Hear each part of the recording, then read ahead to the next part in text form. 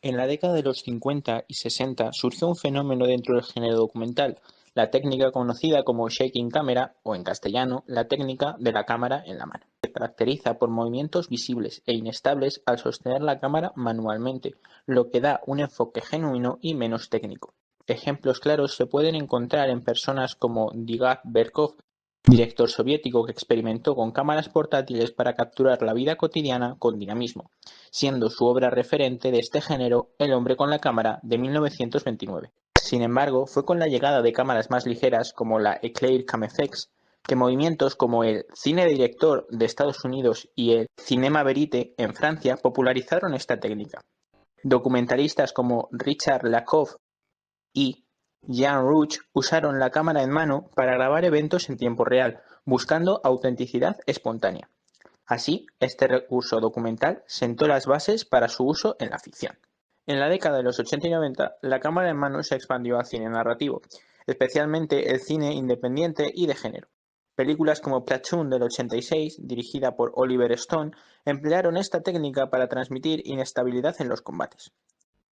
Mientras que el movimiento Dogma 95, liderado por Lars von Trier, la adoptó para crear un estilo crudo y realista, como en la obra Festen del 88. La llegada de cámaras digitales ligeras a finales de los 90 democratizó aún más esta técnica, permitiendo a los cineastas amateur y profesionales grabar con mucha mayor libertad. Este contexto tecnológico y artístico preparó el terreno para series como The Office, que aprovecharon la cámara en mano para simular un estilo que en el mundillo se conoce como falso documental. The Office tiene una versión británica que estuvo en emisión desde 2001 a 2005, pero seamos honestos, nadie conoce la serie por los hijos de la Gran Bretaña, sino que si hoy día se sigue hablando de ella es gracias a su adaptación estadounidense, que estuvo en emisión desde 2005 a 2013. No indagaré en por qué la versión de los Yankees triunfó más, básicamente diré que esta versión tomó los aciertos de su predecesora, pulió los fallos y trajo actores muy competentes, dando así el pistoletazo de salida para otras series que utilizarían este formato. Pero claro, no puedes pegar un tiro en el bosque y esperar que nadie lo escuche. Este formato más, entre comillas, sencillo, porque créanme, nada es sencillo cuando se trata de ponerse a grabar, vino de la mano con el inicio de YouTube y la capacidad de poder subir tus propios trabajos amateurs a Internet. Estos proyectos directa o indirectamente influyeron en el YouTube hispano y sus series. La primera que se me viene por la cabeza es La Supercafetera, una serie española de Internet que estuvo en emisión de 2010 a 2018. También podría englobar aquí a otros cortos como Finzo y Funzo del año 2012 hechos por el youtuber Mr. Jagger. Nótese que, en la mayoría de los casos, este recurso se utiliza para hacer comedia, ya que el humor le quita algo de peso a la trama, haciéndola más llevadera y facilita que sea la razón por la cual te quedes viendo la serie y no por los efectos especiales de la cámara. No le digan a ningún experto en grabación que acabo de decir efectos especiales de la cámara como si eso existiera en primer lugar. Con este contexto claro, me es más fácil presentaros la serie de la que hablaremos hoy, El Laburo, miniserie de 8 capítulos más un epílogo donde se mezcla el formato de la cámara en mano, los planos de grabación de cine amateur y la seriedad de Breaking Bad. O eso veremos. Ahora sí, pasamos al loquendo. Primero que nada, quiero aclarar que esto no es una crítica per se, sino una recensión crítica. A diferencia de una crítica, que emite un juicio de valor sobre una obra, una recensión crítica es un análisis más estructurado, típico del ámbito académico. Por supuesto, yo aquí no he venido a hacer un trabajo de fin de grado, suficiente tuve con el Quijote, pero eso es otra historia. A lo que quiero llegar es que aquí iré analizando los capítulos uno a uno, destacando aquello que considere conveniente, y después, haremos un repaso general de la obra con sus aciertos y fallos. El título de la serie ya apunta maneras, El Laburo, es una sutil parodia del título de la obra en la cual se inspira, The Office, es decir la oficina, un lugar de trabajo. Según la primera acepción del diccionario, laburo, en el dialecto argentino, significa trabajo, es decir, ocupación retribuida. ¿Un comentario muy evidente? Tal vez, pero es importante dejarlo claro porque esta serie no esconde lo que quiere hacer, una parodia de The Office con un toque argento. Esto se refuerza en el primer capítulo a través de la estética de falso documental, la cámara en mano y que literalmente usan la misma música para el intro que la serie que parodia. Saltando ya a la trama del primer capítulo, esta se nota bastante experimental, empiezan presentando un conflicto que no llega a ninguna parte, ni en este ni en el resto de capítulos. Alguien ha instalado el videojuego de Accel en los ordenadores de la empresa. Este incidente busca mostrar el desinterés de los empleados por su trabajo y la ineficacia de Santino como jefe. Se puede decir que esto es una especie de foreshadowing para lo que veremos en los próximos capítulos, pero sería sobreanalizar, pues no parece ser esa la intención. De los 2 minutos que dura el episodio, esta trama ocupa 40 segundos, mientras que la introducción lleva 20 segundos y el resto se centra en el cumpleaños del jefe, donde se nos muestra a todos siendo amigos e incluso comparten tiempo con la familia del jefe y su perro. Otro punto en contra es la mala actuación. A ver, que yo entiendo que este es un trabajo muy amateur, pero la escena en la cual la cámara enfoca a Santino y este intenta llorar se ve mal y no es creíble. Lo que inevitablemente me lleva a hablar de la caracterización de los personajes. Hay 4 principales, no tienen mucho misterio, son los que te presentan en la intro. Santino, en el papel de un jefe que, más que ver a sus trabajadores como empleados, quiere ser el jefe Cole. Julián Lazo, en el papel del empleado promedio. Joaquín Castro, en el papel de un empleado que quiere que sus condiciones de trabajo mejoren. Tobías García, en el papel del empleado distraído que hace mal su trabajo, o prefiere perder el tiempo con los jueguitos de computadora. ¿Y eso está bien conseguido en el primer capítulo? Más o menos, Santino sí aparece como un jefe despreocupado que habla del videojuego como si no fuese un problema. Citando sus palabras: mientras no se enteren los de arriba, no hay problema conmigo. También vemos a Julián y Tobías perdiendo el tiempo con el videojuego. Y ya, es toda la caracterización que se nos presenta de estos personajes. Joaquín en este capítulo solo participa en un corte de cámara para decir que es el cumpleaños del jefe. En otros detalles, no hay música de fondo, la cámara es bastante inestable hasta para el formato que parodia, y los cortes confesionales de los personajes solo dicen lo que ya se está viendo, en lugar de ser aprovechados para dar su opinión o soltar algún comentario sarcástico sobre la situación. Conclusión: un episodio experimental que nos presenta a los futuros protagonistas pero no de la mejor manera, no los vemos en sus roles, no sabemos a qué se dedica la empresa, y no se nos presenta ningún conflicto significativo. En el capítulo 2 ya empezamos a ver un poco más de ingenio, usando planos distintos como uno entrecortado imitando el formato cámara oculta. También se elabora de forma ingeniosa una llamada de esquí con un jefe de la empresa, grabando directamente la pantalla del ordenador y usando Spanglish. Voy a meter un corte aquí para mostrarles.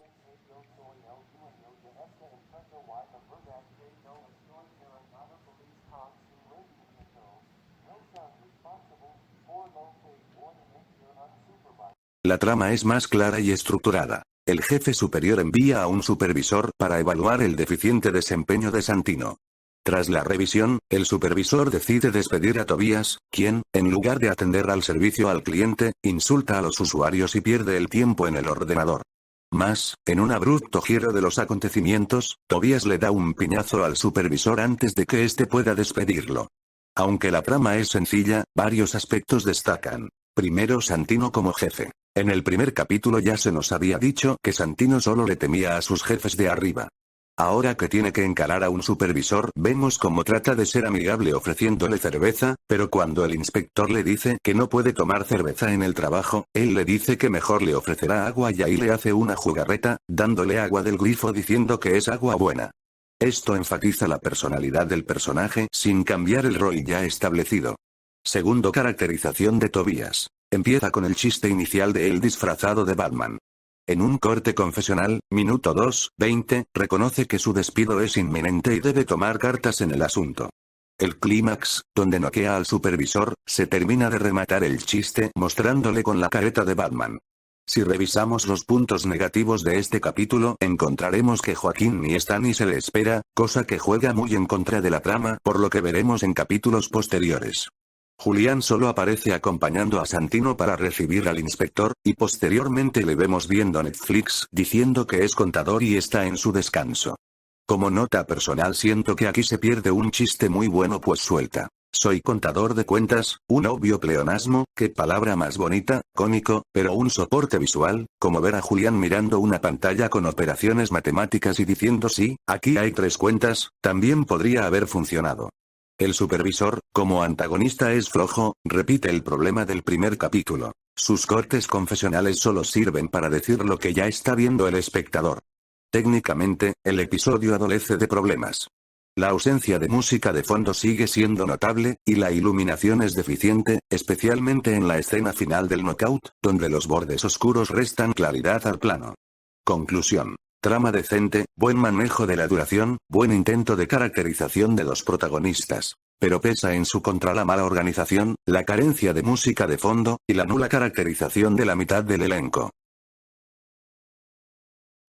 El capítulo 3 es... Bueno, miren, yo soy muy amigo de Reman Mekais, ¿de acuerdo? Llevo estableciendo amistad con todo el grupo de esas personas desde 2015 en adelante. Tengo un comentario aquí que lo prueba. Eso es una década completa de amistad. Así que lo voy a decir con ciertas confianzas.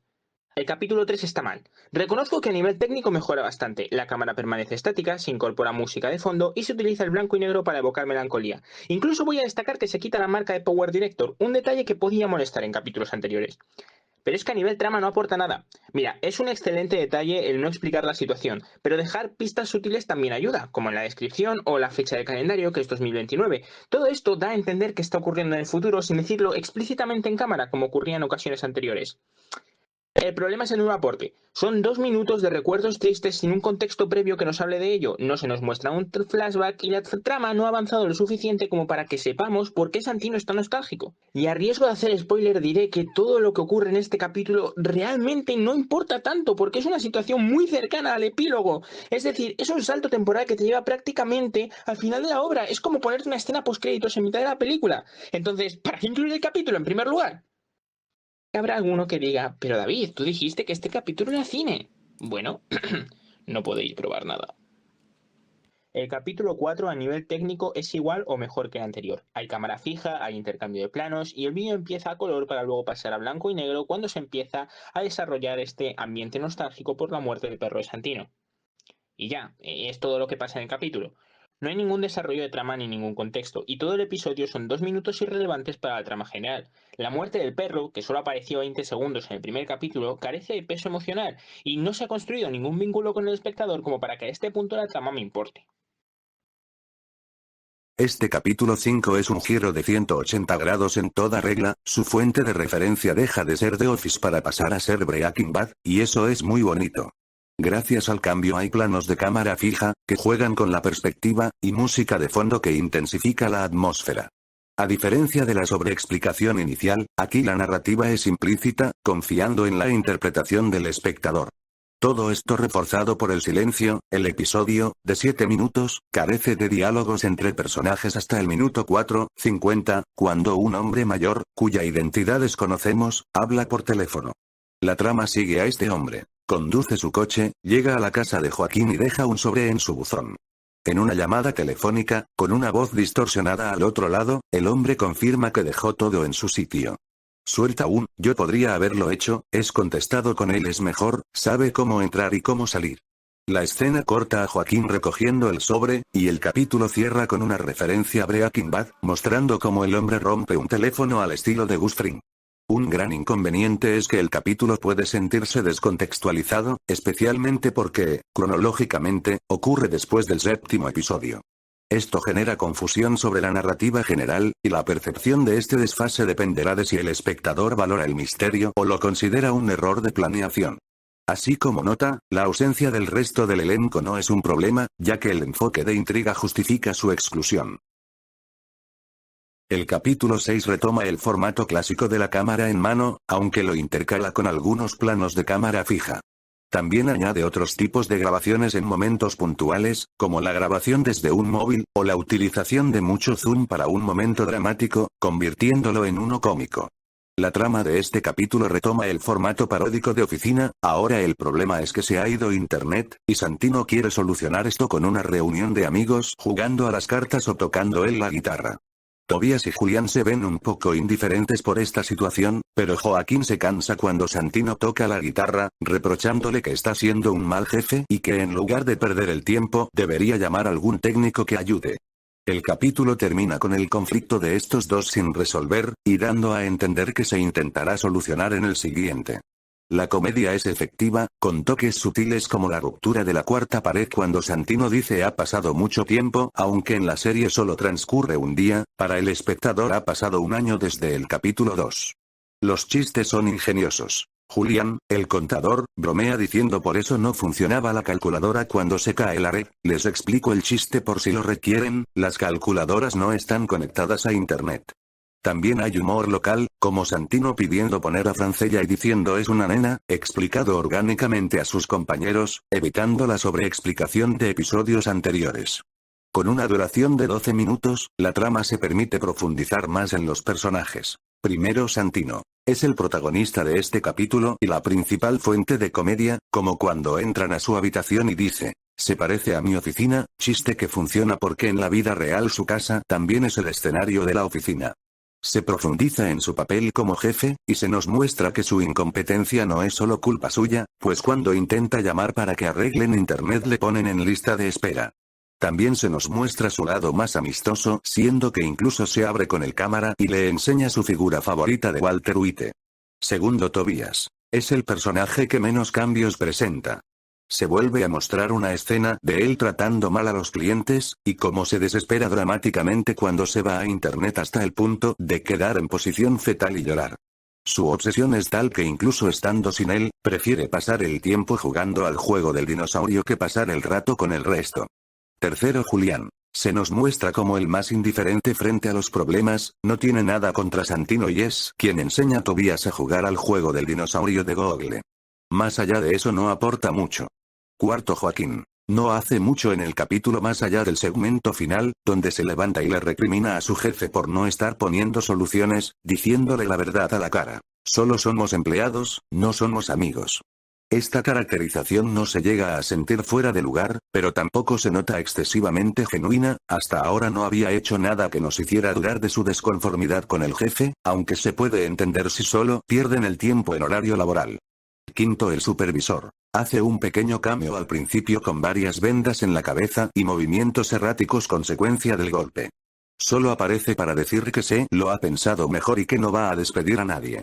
En una conclusión general se podría decir que hay mejor caracterización de Santino, se intenta caracterizar mejor al resto del elenco, y los acompañamientos técnicos y el humor hacen amena la experiencia. El capítulo 7 continúa lo que propuso el 6, a nivel técnico es igual, pero voy a destacar este plano donde todo transcurre de cintura para abajo, como si hubiera tanta tensión que hasta el cámara prefiere no grabar las caras directamente. La trama es sencilla. Santino organiza una fiesta en la oficina para conectar con sus empleados, mientras Joaquín intenta aprovechar la distracción para que el supervisor, aún atontado por el golpe del capítulo 2, firme unos documentos que lo harían jefe. Sin embargo, el supervisor, en un estado de malestar exagerado, termina comiéndose los papeles. A nivel de personaje sí que me tengo que quejar, la idea de Joaquín me parece muy pobremente ejecutada por la falta de trasfondo y el escaso tiempo en cámara, el supervisor es demasiado estúpido pese a que su golpe en el capítulo anterior solo hacía que tuviese tics nerviosos, y ahora literalmente se come las hojas del contrato que ya había firmado. Julián aporta poco, y Tobías, solo complementa a Santino. Me explico, durante la fiesta, Santino pone música que atrae a Tobías, quien baila y se une, seguido por Julián. Este momento refleja que Santino conoce los gustos de sus empleados, mostrando su lado amistoso, y culmina en una escena sincera entre él y Tobías, tumbados en el suelo. Sin embargo, Tobías y Julián no se desarrollan individualmente, limitándose a reforzar la narrativa de Santino. Otra cosa que me disgusta es la duración, porque el capítulo dura 12 minutos, pero hay escenas que se sienten repetidas o alargadas innecesariamente. Por ejemplo, las dos interacciones que Joaquín tiene con el supervisor, minuto 5, 16 y 7, 20, realmente podrían haberse ejecutado en una sola escena con más tiempo y más énfasis en las razones que le llevan a actuar así. Además, la lógica interna de la serie falla. Joaquín planea su movida frente a las cámaras de un supuesto documental, lo que provoca preguntas, ¿por qué no decide llevar a cabo esta interacción con el supervisor en privado? ¿Por qué tiene tanto rencor a Santino cuando lo peor que hemos visto es que se instaló un videojuego en el trabajo y se fue a internet? Alguien podría decir que también está el incidente del golpe al supervisor, pero Joaquín se está aprovechando de esto precisamente para quitarle el trabajo a Santino sin que se le cuestione, entonces esto es abuso de poder. No queda muy claro a decir verdad. Otro punto en el cual me parece que la trama también derrapa bastante hacia el lado de la carretera que tiene cactus y espinas, es que Santino en ningún momento se preocupe por Joaquín. Se podría argumentar que pese a sus buenas intenciones sigue siendo bastante despistado y que por eso no se ha dado cuenta de que le falta un empleado, pero de verdad no se acuerda del que le arruinó la fiesta el día anterior. Es más, Julián no dice nada. Se supone que es el punto neutral, mínimo podría haberlo pensado. Sé que estas críticas son detalles de la trama un poco rebuscados, pero si pretendes meterle desarrollo y linealidad a una historia, dándole al capítulo el doble de duración que los episodios anteriores, estos pequeños detalles que hubiesen agregado 10 o 15 segundos más se podrían y se deberían haber pulido. Esa es mi conclusión de este capítulo. El capítulo 8 es la de Panocha en bicicleta, y quizás no debería decir la palabra panocha por ser esto una serie argentina. A lo que voy, a nivel técnico este capítulo es, de lejos, el mejor de la serie. Hay planos fijos, planos en movimiento y planos que se desplazan con el entorno e invitan a la reflexión.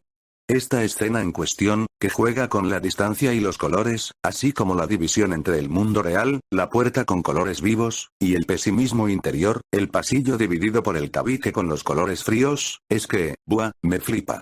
Y si no os parece para tanto lo siento, pero si los expertos en cine se la pueden cromar a Martin Scorsese por enfocar la puerta de un pasillo en Taxi Driver, yo puedo alabar a el laburo por aplicar bien la teoría del color.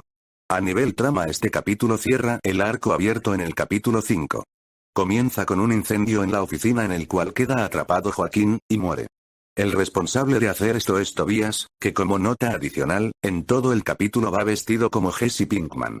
El caso, él llama al anciano, y le reprocha porque Joaquín estaba dentro de la oficina y no tenía que estar.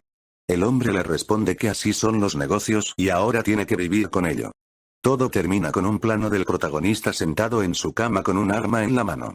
La verdad es que todo esto está muy bonito, pero flojea en muchos sentidos cuando te haces un par de preguntas básicas. ¿Cómo hizo Tobias para quemar el edificio tan rápido? ¿Por qué había una misión encubierto para quemar las oficinas y cobrar el seguro? ¿Los jefes de Santino eran los que estaban orquestando todo esto? Se puede decir lo que parece evidente, que están ahí para cobrar el dinero porque las instalaciones eran pésimas, pero es que eso ni siquiera se ha insinuado. Si hasta mandaron a un inspector para que revisara la zona, ¿qué sentido tiene si tenían planeado quemarlo? También podría ser que el plan de quemarlo se les ocurriera después de que el inspector quedase tarumba, pero a saber por qué nunca se dice. ¿Por qué el hombre mayor le da el sobre a Joaquín? De nuevo, podemos especular y decir que eso era una invitación porque era el más problemático y salía rentable que se quemase junto a las oficinas, pero hombre, una escena de 5 segundos explicando eso tampoco hubiera estado de más. ¿Y la escena final qué demonios representa? ¿Por qué Tobias se encierra a sí mismo con una pistola? ¿Acaso va a suicidarse por la muerte de su compañero? Pero si ni se hablaban, si él estaba muy ocupado con el ordenador. En general, mi crítica es que se ha pasado de un extremo a otro, hemos pasado de ser completamente explícitos con lo que está ocurriendo hasta el punto de explicar los chistes, a no se explica prácticamente nada y se deja todo a la interpretación del espectador en los momentos de desarrollo de una trama seria. Pues hombre, ni tanto ni tan calvo. El capítulo 9, el final, consta solo de Santino y Julián reencontrándose tiempo después y hablando de cómo les dejó la vida. Todo termina con un color monocroma y Santino tocando la guitarra. He de reconocer que esto es poético, el elemento que causó que él y Joaquín se pelearan, es lo que ahora utiliza para recordar tiempos pasados. Tal caso, toca bien, cumple como epílogo. Yo personalmente hubiera juntado el capítulo 3 y este en uno solo, y hubiera prescindido del 4, pero en general no hay nada que reprocharle, es una conclusión utilizando todos los recursos bien implementados en la serie. Cámara fija, planos rápidos, conversación casual, uso de blanco y negro para enfatizar, y música bien implementada. Este es el momento de la crítica en el cual hago un repaso esquemático de todo lo que hemos visto hasta ahora y luego doy una nota, pero es que no creo que haga falta. Conforme he ido avanzando me he dado cuenta de que lo que digo en las críticas individuales de los capítulos es suficiente para que mi punto se entienda. Personalmente, y voy a resaltar esto en mayúsculas para que se entienda, personalmente, la serie me parece un 6 de 10. Es entretenida por momentos, tiene una buena comedia, a nivel técnico funciona, y las falencias de la cámara se justifican por el formato documental y además se arreglan en los últimos capítulos. Ahora, si me pedís que dé una opinión objetiva, la serie en sí me parece un 4 de 10. Miren, no soy la gallina más atenta del patio, pero noto que la serie no sabe qué tono quiere tener. Hay capítulos donde es exclusivamente comedia, luego hay capítulos donde es exclusivamente drama, luego la historia avanza y da saltos en el futuro, y luego hay capítulos en los cuales no ocurre absolutamente nada. Y no voy a repetirme con lo extraño que es el berenjenal este de que la serie pase de ser sumamente explícita a sumamente implícita de un capítulo a otro. Creo que el problema principal ha sido la planeación. Cuando yo pregunté en su momento me dijeron que la serie iba a tener 10 capítulos o puede que 12, y al final, supongo que por razones personales, se optó por tener solo 9, de los cuales solo importan 5. No me las quiero dar de enterado, pero cuando se hace una serie la planificación es muy importante, y aquí noto que la serie tenía ideas pero no un consenso general de cómo juntarlas. La serie tardó 4 años en realizarse, y para los temas que trata no creo que tendría que haber tardado tanto. Y aunque esto podría ser un punto positivo porque los saltos de calidad mejoran la experiencia, la cohesión interna de la historia falla, porque pasamos de un falso documental grabado entre amigos a un intento de cine de culto con juegos de colores, luces y sombras y teoría del cine. ¿Y es esto malo? Pues no necesariamente, pero sí es como que se siente extraño y puede disuadir a algunas personas. Y ya está, por mi parte es todo lo que tengo que agregar. Fue divertido revisar la serie de unos amigos y un trabajo que ha dado resultados. Yo espero que esta recensión crítica os haya gustado. He intentado aplicar todo lo que he estudiado y de lo que me acuerdo de la universidad. Que no es mucho, pero te hace el apaño. En fin, un saludo a todos. Y si no os ha gustado, no lo toméis personal. Son solo cosas de... el laburo.